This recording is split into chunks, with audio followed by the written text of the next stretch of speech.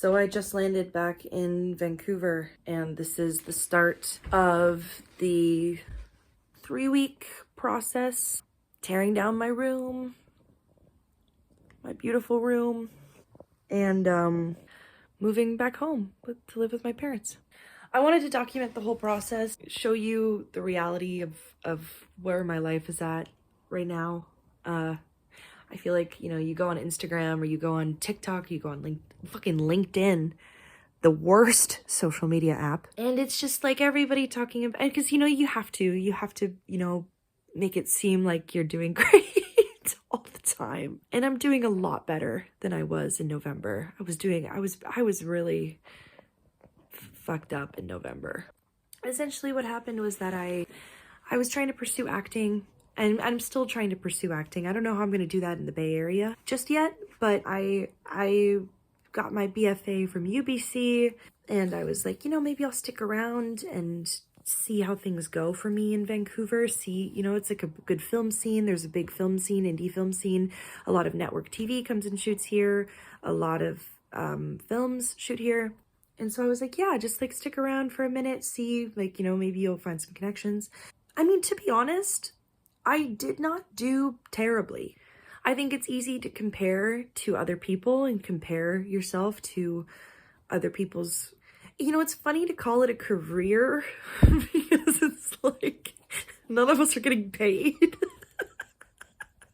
So to call it my career, oh yeah, my career that doesn't pay me. But I didn't do terribly. I got 6 film gigs where I was in front of the camera. So I got to act and be a character in a film. And that was super exhilarating and cool. And one of the most rewarding, like those moments were so gratifying and rewarding. And I felt so lucky to be on a film set. There was one day in Vancouver where I was in rehearsals for a play.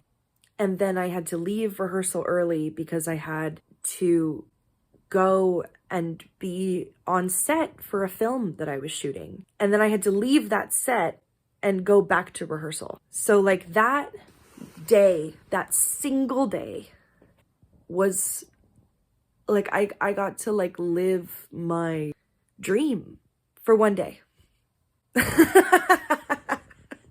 But I'm getting emotional talking about it because it's like, wow, like there's just like moments like that. I just was like, wow, like, you know, I'm not getting paid, but like I'm doing the thing that I want to be doing. And I get to spend a whole day getting to work on 2 projects where they want me to be there. And that I thought was really special.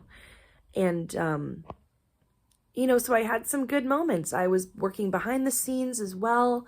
I was a production assistant on a couple films, and then I was an art assistant on a film, and then I was a production manager and an assistant production coordinator.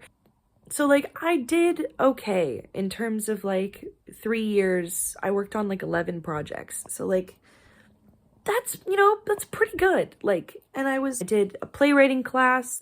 I got to work on do playwriting and focus on writing a piece. So like, and I got signed to an agency. I mean, I later got dropped by said agency, but you know, we'll get to that. But like, it was a lot of, I think that like acting wise, I did okay, especially like, you know, during the pandemic and then the strikes and everything that's going on right now in the film industry. I'm proud of the work that I did. The issue was that I wasn't getting paid. And that would be fine if I wasn't extremely precariously employed. So the main thing was just that I was working at a retail store.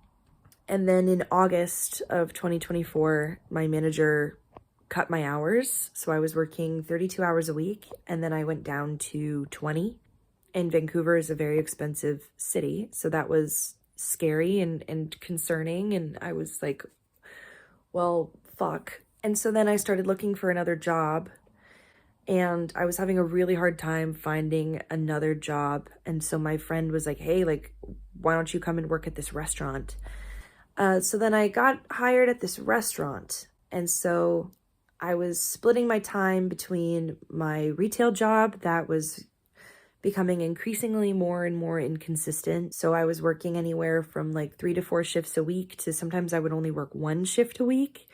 And then I was working at this restaurant. I was like, okay, like I'm good now. I'm relieved. I've got enough. I've got 2 jobs now. The issue with my restaurant job is that when they hired me, I don't feel like I fully understood what the terms and conditions were, because they were like, oh yeah, you're going to be on call. And I was like, oh, what is, okay. And so they're like, yeah, so we're going to let you know about 2 hours before your shift if you're actually needed. And so I have to like give this restaurant my time, give them shifts that I'm available to work.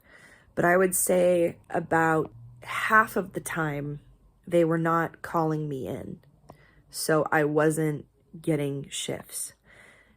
And then the other half of the time when I would get called in, I would work average probably 4 hours. One time they cut me after 30 minutes because it was too slow. So that was a problem. And I was kind of like, okay, so now I've got 2 jobs and neither one of them are really making me any money. And then I found another job that was hiring. So I applied to work as a usher at a theater. The thing about that job was that it's mostly going to be like 3 to 4 shifts a month. And so I was like, so now I have 3 jobs and yet none of them are supporting me financially. And I'm pursuing this acting career that isn't paying me anything. And in fact, I'm actually giving money because, you know, you have to pay for these casting websites. Like you have to pay to be on Actors Access. You have to pay to be on Casting Network, Casting Workbook. You have to pay every year to, if you have a website, like, you know, you have to pay for your website.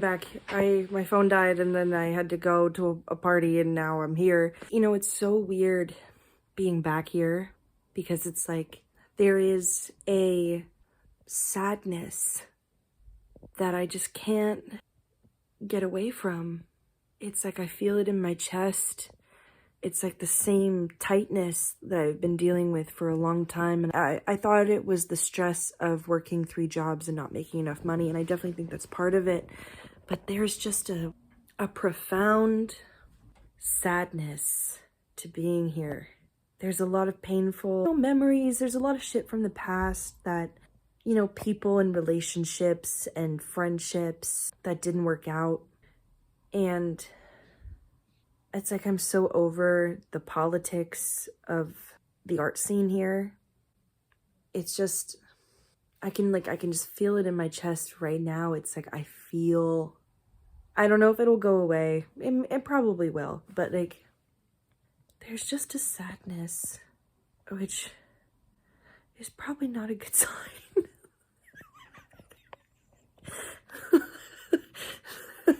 You know, like, it's probably not a great sign, but it's interesting to notice. My therapist said this to me. She saw a quote that reminded her of me. She said, cynics are broken-hearted optimists. I'm back and it's tomorrow. And for the day, don't look like shit. Get coffee. To be honest, I need to go to Workplace BC and like talk to them about career stuff and like how the fuck I'm going to make money. But then I went to a psychic a couple years ago and she told me that leaving Vancouver would probably be best for me. She was like, I just see you leaving Vancouver and things getting a lot happier. And now that I am leaving Vancouver and, you know, spending 2 months in the Bay Area and being like, wow, like I am a lot happier, I kind of want to see her again. So we'll see what we get up to today. I've got an improv birthday to go to, so that will be fun. And then I got to make an agenda for all the shit I need to do and start working on selling clothes and fuck, it's going to be a fun day. I've probably rambled enough, but I'll see you later, and I'll check back in about what happens.